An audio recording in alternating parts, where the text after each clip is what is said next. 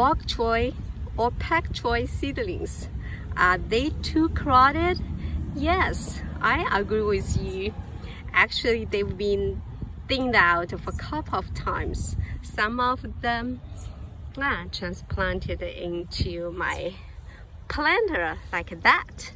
Some of them went to my dinner table. Okay, let's move to the next planter. We can see some bok choy seeds. They are from my backyard. I collected them from last season. And my third batch of seedlings are coming. They are not ready. Also too crowded. Next time I should use the sand. Mix the sand and the seeds together. Should not be like that.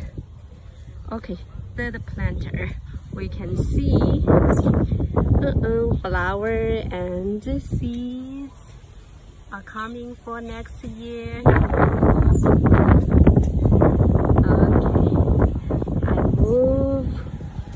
I move, then we can see different size of the bok choy.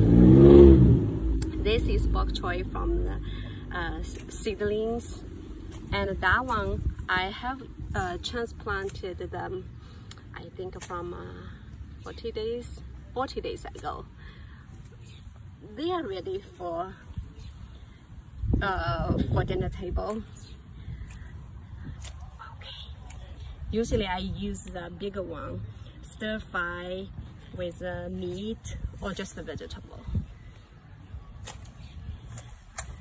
Here, Jianping, could you please help me to, like, if we want to thin out the seedlings for our dinner table, how can we do with it?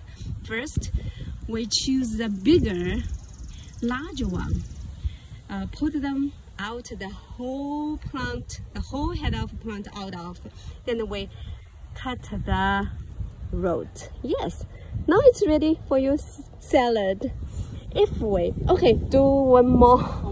Yes, we just cut them. Then we, the rest of seedlings will have more space to grow up. If we want to transplant it, we cannot pull out like that. Yeah, we use a spade to get some. Let's see.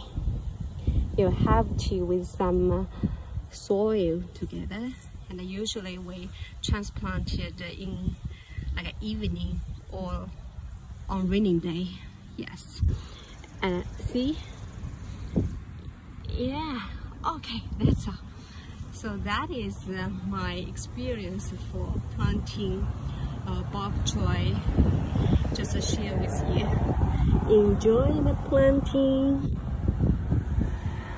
Enjoy the garden.